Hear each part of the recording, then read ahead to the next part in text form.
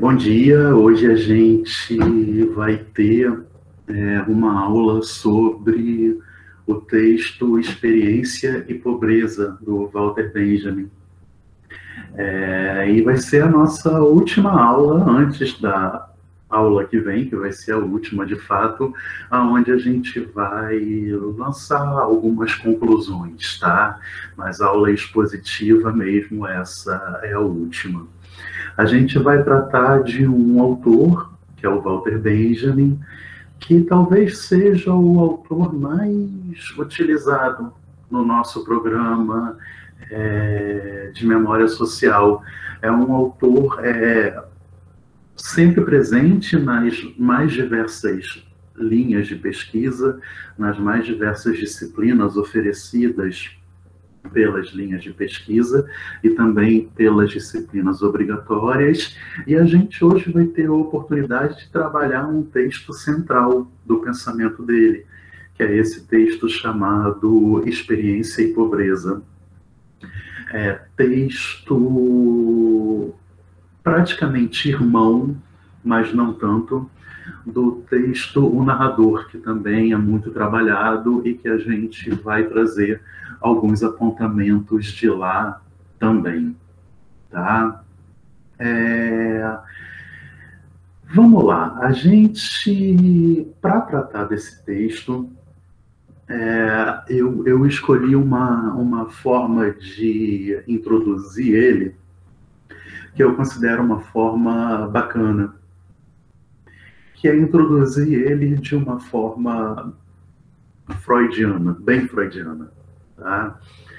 O Freud, também um dos textos mais conhecidos dele, talvez o segundo texto mais conhecido do Freud, depois da interpretação de sonhos, o texto se chama O Mal-Estar na Civilização.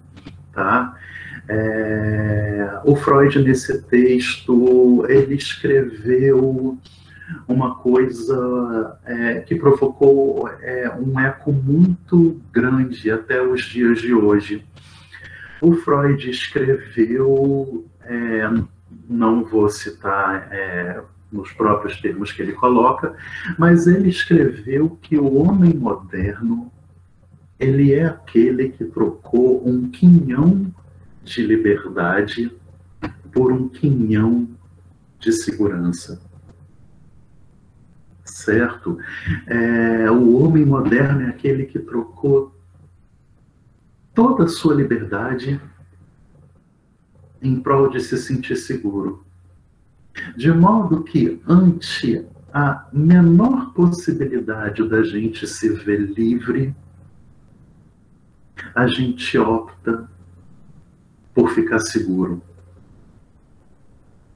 O Freud traz essa ideia com um certo senso crítico, certo? Mas ela serve justamente para ilustrar a nossa tendência nostálgica, compensatória, saudosista, de querer a todo custo manter vivo aquilo que já está morto. Quando algo morre, a gente se vê livre desse algo. E pode usufruir de toda a liberdade que pode advir daí. Mas a gente opta por manter esse algo que a gente perdeu. Ou então substituir esse algo por um outro objeto. Tá? A gente assistiu, por exemplo, na própria época do Freud, a época do Freud, o início do século XX, é uma época que marca um certo declínio de uma tradição religiosa, católica, protestante, declínio esse que se mantém até os dias de hoje, né? E a gente podendo se ver livre da figura de Deus, a gente podendo se ver livre de toda moral religiosa, a gente podendo se ver livre de toda instituição religiosa, a gente cria novas religiões ainda mais reacionárias do que aquela que está morrendo. Para quê? Para ficar seguro. e não livre. A gente, quando tem uma relação amorosa, a gente e perde essa relação amorosa, a gente tenta para ontem arranjar um novo relacionamento. Ao invés de usufruir de toda a liberdade e de tudo de novo que possa vir a partir da perda de um laço. Tanto para o Freud quanto para o Benjamin, tanto para o Freud no texto do Mal-Estar, quanto para o Benjamin nesse texto Experiência e Pobreza, o que está em questão talvez seja fazer diferente. Tentar fazer diferente a partir de uma perda. Tentar fazer diferente a partir de uma situação de luto. Um luto, uma situação de perda, com certeza é devastadora. É angustiante. A gente entra em pânico. E a gente tenta solucionar essa situação da forma mais rápida possível, justamente para tentar aliviar esse desamparo, para tentar aliviar esse pânico, para tentar aliviar essa angústia. Só que a solução mais rápida é tentar manter as coisas como elas eram e tentar reparar a perda daquilo que morreu, daquilo que foi embora. De repente, a questão seria a gente suportar um pouco essa angústia, a gente suportar um pouco esse fim, porque aí a gente vai ter a oportunidade de fazer tudo diferente. É isso que está em jogo no Mal-Estar na Civilização do Freud e é isso que está em jogo no Experiência e Pobreza do Benjamin. Certo? A Experiência e Pobreza, então, trata da questão disso que ele chama de um declínio da experiência. O homem moderno é aquele que é pobre de experiências.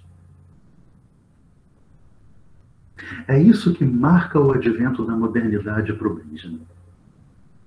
Quando a experiência entra em declínio. E o que é a experiência para o Benjamin? A experiência é como se fosse uma prática comum. A experiência é como se fosse uma tradição. A experiência é como se fosse um conjunto de ensinamentos transmitidos de geração para geração. O Benjamin fala, na modernidade não há mais aquelas pessoas capazes de narrar experiências. Não há mais aquelas pessoas capazes de intercambiar um saber. Ao contrário do que acontecia antes. Né? Antes havia essa figura do narrador, dessa pessoa capaz de transmitir uma tradição para as próximas gerações e, consequentemente, fornecer para a nova geração os devidos alicerces, bases para eles se orientarem no mundo. Tá? É a figura do patriarca da família morrendo na cama, dentro de casa, e ensinando para os netos, filhos, bisnetos, tudo o que ele aprendeu ao longo da vida. Todos os conselhos que ele tem para passar para os outros. E, consequentemente, ajudá-los nas suas inserções no mundo. Tá? A experiência, ela diz respeito a esse campo da transmissão de toda uma tradição. Da transmissão de um saber, da transmissão de uma prática, da transmissão de um conselho, da transmissão de uma orientação, da transmissão de um pensamento. É isso que se perdeu na modernidade. Na modernidade, esse patriarca que morria em casa ensinando os outros, está morrendo no CTI de um hospital. sem poder falar nada para ninguém. E ele dá exatamente esse exemplo, né? Os ambientes ficam depurados da morte. Tá? E depurados dessa figura do narrador, desse mestre de contar uma história. Tá? A modernidade é marcada justamente pela escassez desse personagem. Tá? O Benjamin ele diz que essa figura do narrador ele mesmo ele encontra o seu ponto de apoio em dois grandes mestres da arte narrativa. Né? O primeiro é o camponês. O camponês é aquele que viveu a vida toda naquele vilarejo, naquele bairro, naquele lugar, e que, como ninguém, conhece toda a história do que se passou por lá. E a segunda figura de base para a figura do narrador é o marinheiro, que é justamente ao contrário do camponês, aquele que viajou para os lugares mais longínquos e adquiriu toda a experiência das viagens. Adquiriu todos os ensinamentos que existem em outros lugares fora do vilarejo. A figura do narrador é como se fosse uma junção, uma união justamente entre essa figura do mestre, do camponês, e essa figura do marinheiro. Certo? É como se fosse uma situação na qual os dois se unissem para um público para contar uma história. Certo? Para fazer a instituição de uma memória daquela família, daquele vilarejo, daquele lugar. Aquele capaz de transmitir a memória desse lugar, dessa família.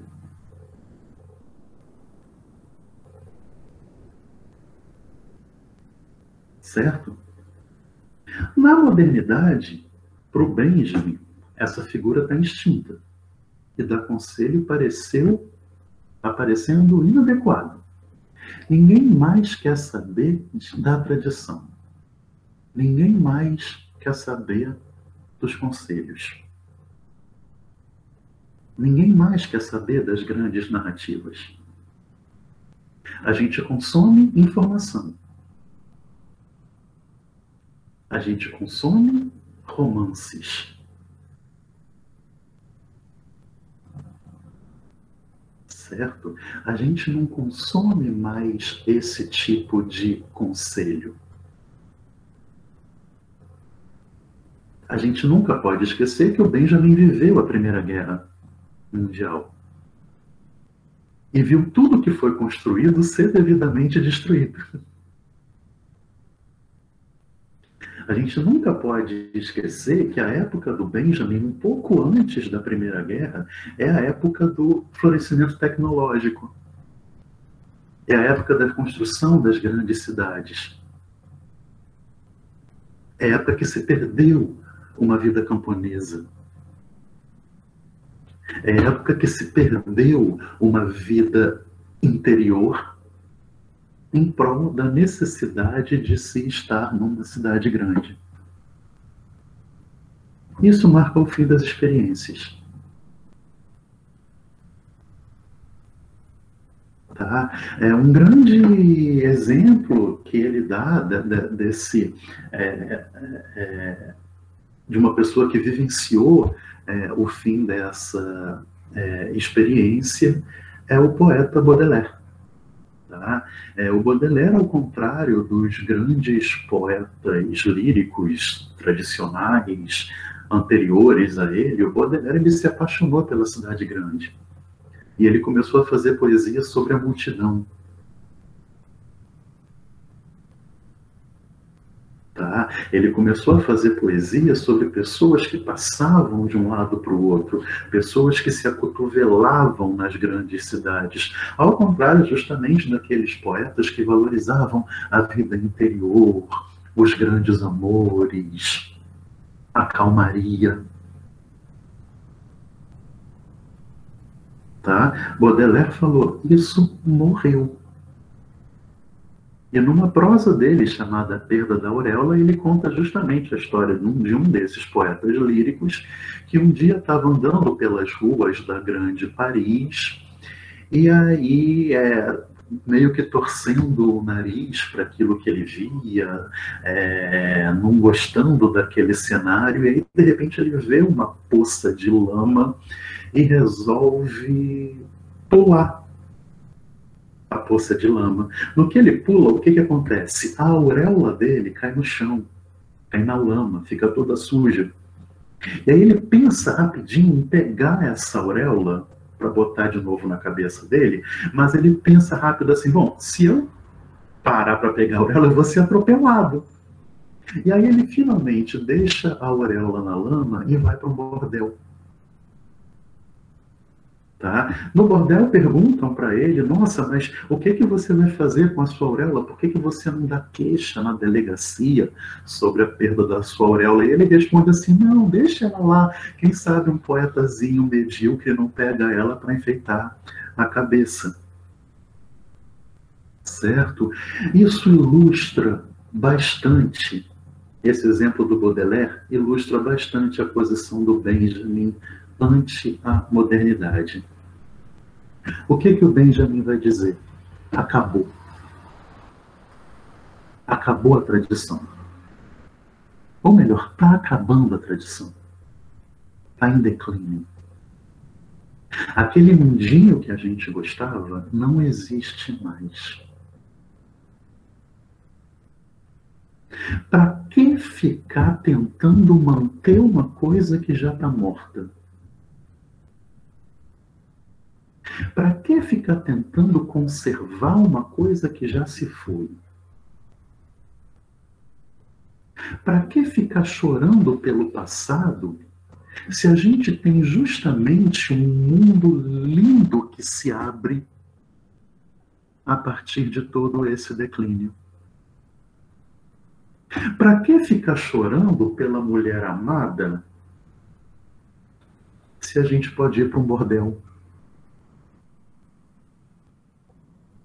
Por que ficar chorando pela perda da minha auréolazinha? Tá? Se eu posso viver aqui no Boulevard de Paris, conhecer gente nova, para que ficar em cima de um projeto impossível que é resgatar um passado que já passou? E é justamente isso que eu queria discutir com vocês. Tá? O fim da tradição.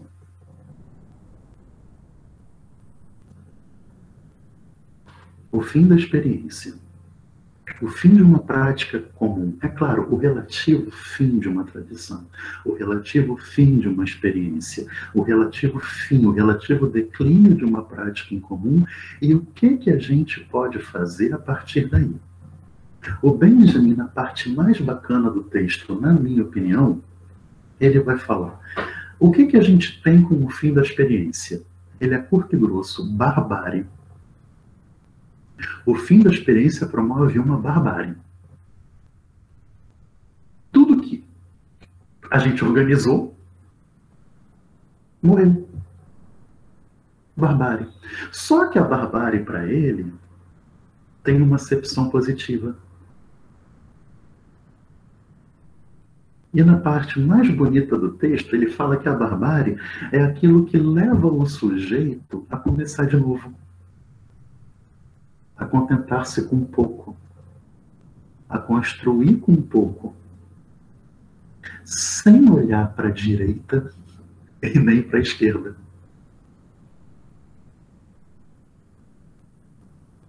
A barbárie é aquilo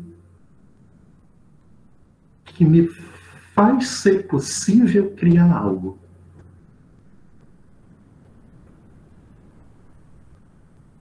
E aí ele vai lançar uma crítica àqueles que, a partir de uma situação de barbárie, tentam reconstruir o que ficou perdido para continuar vivendo aquela vidinha que eles viviam antes. Para que isso, se a gente está livre? Para que resgatar uma tradição, se a gente pode viver uma vida nova?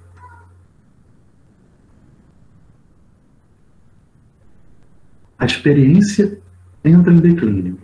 O domínio da experiência entra em declínio. E isso dá a gente a oportunidade de nos libertar de todo um passado para ver o que pode surgir a partir daí. Isso faz com que a gente se depare com a nossa capacidade de renunciar ao que se passou e de se abrir para um futuro incerto. Incerto, porém novo.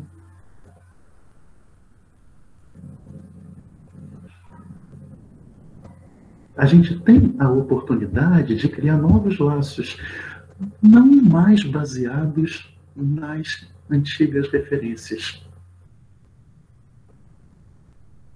A gente tem a oportunidade de construir uma nova memória, ao invés de tentar manter a qualquer custo aquela tradição.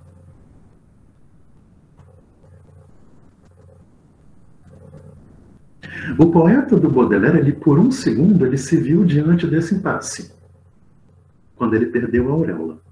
De um lado, a nostalgia. Ai, como era bom a minha amada, como era bom a minha auréola, como era boa a minha interioridade. Porque aquele cara que está na cidade grande não tem tempo nenhum para olhar para a sua vida interior também. É bem butleriano isso. A Butler fala, não há sujeito, há ação. Tá? E isso é super benjaminiano. Na cidade grande não tem subjetividade mesmo. Não tem interioridade nenhuma. Tá? Eu vou ficar com saudade da minha auréola? Eu vou tentar comprar uma nova auréola, até mais bonitinha, mais moderna? Não. Isso vai morrer. Entra em cena o sentido, o domínio da morte, o domínio da disrupção. E mais exatamente o domínio da criação. Morte, em Benjamin e em Freud, tem o mesmo sentido. Criação. É só quando algo morre que a gente pode criar alguma coisa de diferente. E a própria beleza das coisas não está na construção. Não está em construir algo, mas está em destruir algo. É quando a gente compara uma daquelas cidades europeias com construções lindas, maravilhosas, arquitetônicas, com Roma. Né? A beleza de Roma está na destruição. É uma cidade em cima da outra, né? Em 3 camadas. Certo? A beleza está naquilo que é destruído. Se a gente vê, eu fiquei sabendo outro dia, tem Copa do Mundo de construção de dominós. Tá? E são lindos alguns vídeos que tem no YouTube, onde uma equipe toda pega tipo uma quadra de esportes e fica durante uma semana inteira construindo esculturas de dominó. E aí chega na hora do campeonato, alguém dá um toque no primeiro dominó e tudo aquilo vai se destruindo, fazendo figuras lindas. Tá? Fazendo movimentos, fazendo uma série de coisas, fazendo coisas imprevisíveis. É bem isso que o homem moderno vive. A destruição. O fim. E assim como numa escultura de dominó a beleza está em como ela é destruída, Benjamin e Freud veem beleza naquilo que há de disrupção, naquilo que há de fim, naquilo que há de declínio. Porque aí a gente pode fazer alguma coisa de novo. O Benjamin, ele vai contrapor as casas modernas feitas de vidro, onde tudo pode ser observado, com aquelas casas burguesas, com os sofás de veludo, que se a gente marcar, aquilo fica marcado. Né? Aqueles bibelôzinhos que quando a gente quebra, isso foi a minha tataravó quem me deu, isso não pode ser quebrado. Né? Ele vai contrapor uma arquitetura a outra, certo? E é muito bacana, o curso está acabando justamente com essa discussão, tá? Porque a gente vai ter a oportunidade meio que destruir alguma coisa para na aula que vem a gente começar a construir alguma coisa para ser destruído, para ser construído, para ser destruído, que nem uma escultura de dominó.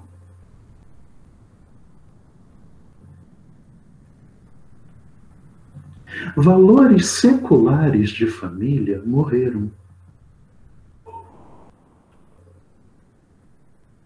Casamento está em declínio.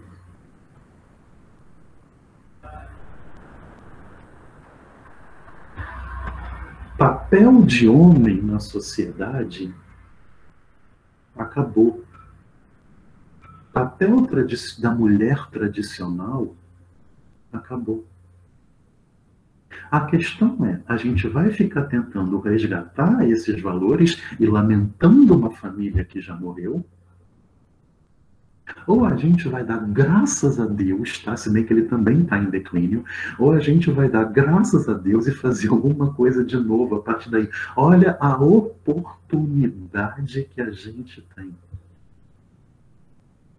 Essa família heterossexual, monogâmica, infeliz, porém segura, passou. A gente tem mais do que nunca a oportunidade de criar novos laços sociais.